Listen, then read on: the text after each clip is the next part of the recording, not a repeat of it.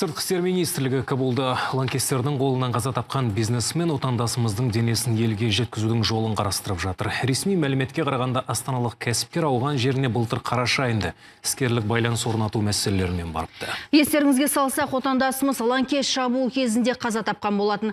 Ол жатқан қонақ үйді қарулы содырлар басып алып, күшті құрылымдармен атыс кезінде астаналық бизнесменде оққа ұшқан. Толығырақ Ербол Тұрымбет. Кабулда қаза тапқан астаналық бизнесмен жайлы жалаң ақпарат болмаса, оның не аты жөні, не бет бейнесі белгісіз. Белгілісі оның қаза тапқаны туралы туыстарына естіртілген. 1978 жылдың тумасы Кабулға іскерлік мақсатта осыдан бірер ай бұрын барыпты.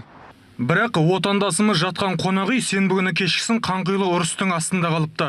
Лаңкестер тобы ғимаратты басып алып, ішіндегілерді кепілдікке алған. Ал оларды қуып шығамыз деген күштік құрылымдардың әрекеті қарулы атысқа ұласқан. 18 сағатқа созылған атыс кезінде қаңғыған оқ біздің азаматымызға тигенге ұқсайды. Ал оның бар мақсаты жергілікті телекоммуникациялық компаниямен іскерлік байланыс орнату болған екен. Ауғанстанда ол кісі іскерлік мақсатымен бір ауған телекоммуникация саласында жұмыс істеп жатқан компаниясының шақыруымен болған.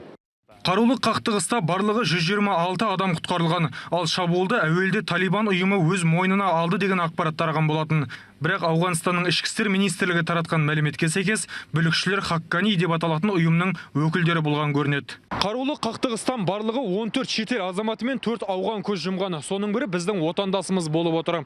Мерт болғандардың ішінде Украина мен Венесуэланың да азаматтары бар. Жалпы қанды оқиға болған қонақ үй бұған дейін де лаңкестер шабуылына ұшыраған екен. 2013 жылдың жазында да дәл сол жерде 12 адам қаза тауыпты. Ербол Тұрымбет, Алексей Ганашилин, КТК, Астана.